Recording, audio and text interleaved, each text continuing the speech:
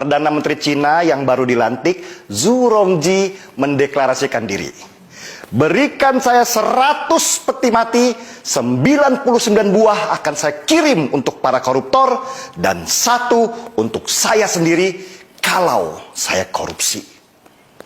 Pernyataan Zhu Rongji ini bukan main-main, bukan sekedar manis di bibir, tapi dia benar-benar melaksanakan amanatnya. Tidak berapa lama sesudah dia berniat memberantas korupsi di Cina yang sudah berakar di sana, seorang pejabat Partai Komunis Cina ditangkap dan dihukum mati. Padahal orang itu adalah teman satu partainya sendiri. Koruptor itu diarak di jalan, ditembak di belakang kepalanya. Seluruh hartanya disita oleh negara dan keluarganya disuruh mengganti peluru yang dikeluarkan untuk menembaknya mati. Kejam? Banyak yang bilang begitu. Dan kelompok hak asasi manusia yang berpusat di Amerika seperti biasa teriak-teriak, protes, tidak boleh ada hukuman mati karena manusia punya hak untuk hidup. Tapi Cina tidak peduli. Ribuan lagi koruptor mereka tangkap dan mereka tembak mati. Bahkan proses eksekusinya saja mereka siarkan di televisi supaya ada efek jerah. Dan hasilnya, ekonomi mereka meroket. Mereka sekarang sejajar dengan negara-negara maju di dunia dengan aset ratusan ribu triliun rupiah. Bahkan mereka berani head to head masalah ekonomi dengan Amerika. Bisakah Indonesia menjadi seperti Cina pertumbuhan ekonominya? Bisa, asal mau sedikit kejam, terutama pada koruptornya.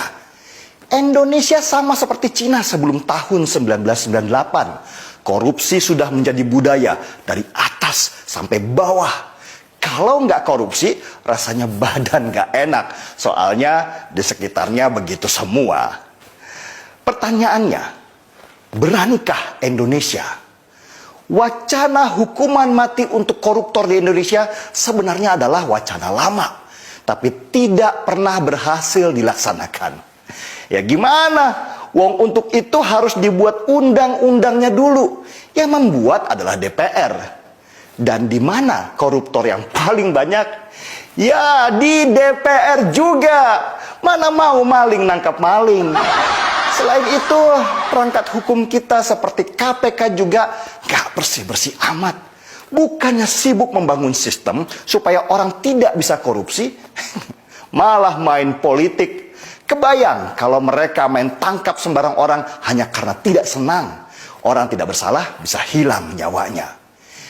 Cina bisa dengan mudah membuat produk undang-undang hukuman mati untuk koruptor. Itu karena mereka adalah negara satu partai. Jadi lebih mudah membuat peraturan. Sedangkan di Indonesia ada banyak partai, banyak kepentingan. Mau bikin produk undang-undang saja berantemnya nggak selesai-selesai. Tapi pas gajian, nagih duluan. Para anggota DPR yang mayoritas dari partai itu punya konsep yang mirip-mirip Julius Caesar, Vini, Vidi, Vici. Kami datang, kami lihat, kami taklukkan. Tapi mereka modifikasi sedikit lah dengan kalimat, kami datang, kami absen, kami ngorok di ruangan, dan kami pulang. Jokowi sendiri sudah mulai menyatakan, kalau rakyat yang minta, bisa saja ada hukuman mati untuk koruptor.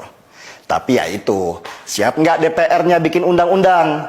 Dan wacana ini kembali bergulir dengan harapan tinggi, meski nggak pernah terjadi. Mirip-mirip timnas sepak bola Indonesia yang selalu menjanjikan juara, tapi selalu pulang dengan tangan hampa. Kalah sudah biasa, kalau menang itu baru luar biasa. Sulit sekali negeri ini menghukum mati para koruptor di sini. Bahkan Fadlizon, petinggi Partai Gerindra, pernah tanpa malu-malu menyebut kalau korupsi itu oli pembangunan. Kalau nggak ada korupsi, negara nggak jalan. Nah loh, gimana mau bikin undang-undang? Mungkin hanya di Indonesia koruptor diperlakukan seperti raja. Dikasih baju kebesaran warna oranye, terus dadah-dadah di depan kamera dengan senyum lebar di wajah. Nanti di depan pengadilan, yang laki pakai kopiah dan yang wanita pakai kerudung mendadak syariah. Lalu di penjara, mereka bisa bayar untuk dapat ruangan mewah, bahkan bisa jalan-jalan dan nginap di hotel mewah.